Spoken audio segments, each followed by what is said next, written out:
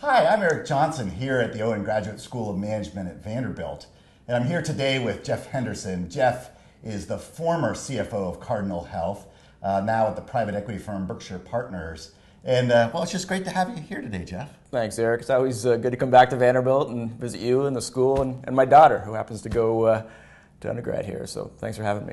You certainly were at Cardinal during a really interesting time and a great run. I mean, the last 5 years, I think the stock has tripled in value. What do you attribute the key elements of that success? Yeah, it's been a lot of fun. It's always a lot more fun to be an executive when the stock's going up than the alternative. But I think the biggest factor was really a strategic decision we made about 6 years ago to split up the company.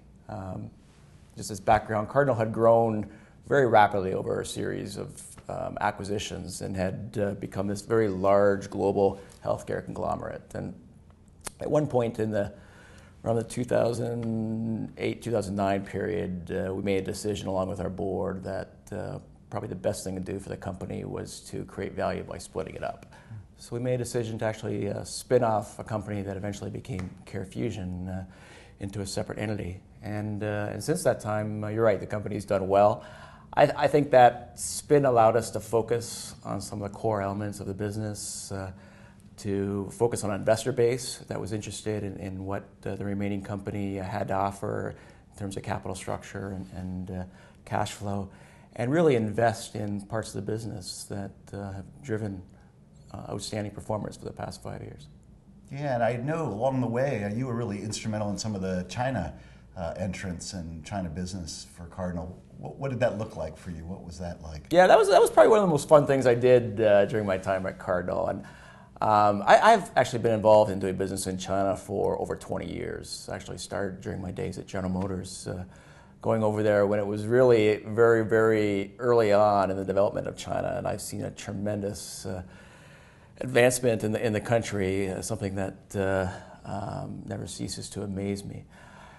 We actually made a decision as a company about 5 years ago to begin operations in China. We actually acquired a distribution company, and since that time have focused on building it up both organically and through small bolt-on acquisitions.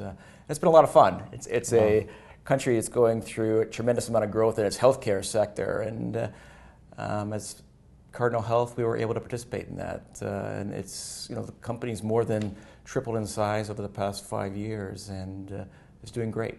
That's amazing, amazing. An amazing time to be in China, particularly with healthcare, I'm sure. Absolutely. I think one of the most important priorities for the Chinese government really is investing in the healthcare of its citizens. And given the population and given some of the issues they have with things like cancer and smoking and diabetes and a lot of Western style ailments, there'll be plenty of healthcare needs for many years to come in that country. Yeah, sadly exporting some of our first world problems. Unfortunately, yeah. Well, now you're joining a couple boards of biotechs and thinking about a different phase of your career. Mm-hmm. What do you think about that industry and what's exciting you about biotech? Yeah, well, first of all, I made the decision to leave Cardinal about a year ago and just stepped away from Cardinal about a month ago. And that was really a decision to pursue some other interests in my life. It was a great ride at Cardinal, but I've been in the big corporate world now for close to 30 years, and it felt like it was the right time to pursue some other professional and personal passions. And one of those was to serve on boards and try to give back to some younger companies that are trying to grow, to commercialize some products, and to expand as businesses. The two public boards I'm on are Halozyme and FibroGen, both biotech companies on the West Coast that have really done a great job of building a pipeline and are now looking at commercializing that pipeline. And it's an opportunity to be involved in the development of some great products that are going to hopefully save some lives going forward in areas of cancer and fibrosis and anemia.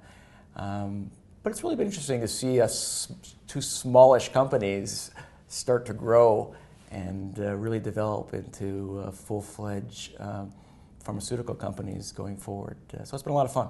So one of the great joys I have in my job is I get to meet lots of executives like yourself. And one of the things I always do when folks come and visit us here at Owen is ask them a little bit about their own leadership journey and maybe to share a lesson they learned along the way. Yeah. I've learned a lot, unfortunately or fortunately, depending on how you looked at it, because I've had a few stops and starts along in my career, like most people. But probably the best piece of leadership advice I ever received was from a very early mentor of mine when I had just graduated from undergrad and was working in a factory up in Canada, which is my home country. He sat me down one day and he said, "Jeff, I want you to tell me what your leadership principles are." And I sort of looked at him with that, quizzical look that naive people have, and said, "Well, what do you mean?" He said, "Well, you're at the point where you're going to start supervising people. I think it's important that you sit down and figure out what the principles are that are important to you." And I really had no idea, but he sent me home that night and said, "Come back tomorrow with a list of the things that you think define you as a leader." And I came back the next day with 5 or 6 points on a piece of paper, and he didn't even look at them. He said, "I'm not going to judge whether they're right or wrong, but I want you to post them on your cubicle wall, and from time to time, I want you to look at them and measure yourself against them." And so I've been doing that now for, I guess, close to 28 years. Wow. And I still have them on my wall at home now. And it's really a list of things that are important to me. An example of some of the items are, keep it simple, or focus on execution, and everything else will take care of itself. And these are sort of things that either they're on my very original list or they've morphed over time based on things that I've learned as I've gone through my career or from others. And I religiously, every Friday when I was an executive, would spend some time at the end of my week looking at this list and measuring myself against it. And it was a very humbling experience, because inevitably of the things that were on that list that I said were important, probably in a given week I was lucky to achieve a 50% hit rate in terms of adhering to them. But looking at it pulled you back? It did. And I realized over time, if I hadn't been accomplishing those things, either I was incapable of it or they weren't important to me, so they came off the list.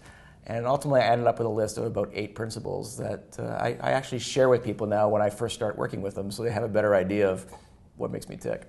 Well, Jeff, we're so grateful that you spent the day with us here at the Owen School at Vanderbilt. Thanks for being with us. Well, thanks for having me. I appreciate it.